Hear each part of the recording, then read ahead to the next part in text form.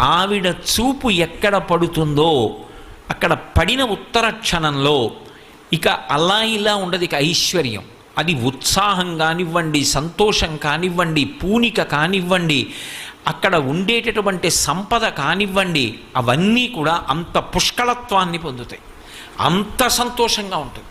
అందుకే ఆవిడ చూపులలోంచే అంతటి అనుగ్రహ ప్రసరణం చేసింది. అందుకే ఐశ్వర్యం ఎక్కడి నుంచి ఇస్తుంది అంటే ఆమె యొక్క చేతిలోంచి ఇస్తుంది అని చెప్పడం సాధ్యం కాదు. అందుకే లక్ష్మీ కటాక్షము అంటూ ఉంటారు. ఆవిడ చూపు పడితే చాలు, ఒక్కసారి అలా ప్రసన్నంగా చూసిందా, ఇక అక్కడ ఎంత ఐశ్వర్యం ఏర్పడుతుంది అనేటటువంటి దాని గురించి చెప్పడం ఎవరికీ సాధ్యం కాదు. అయితే మీరు ఒక్క విషయం జ్ఞాపకం పెట్టుకోవాలి, నేను ఐశ్వర్యము ఐశ్వర్యము ఐశ్వర్యము అన్న మాట వాడుతున్నప్పుడు కేవలము నేను సంపద గురించి మాట్లాడుతున్నాను అని మీరు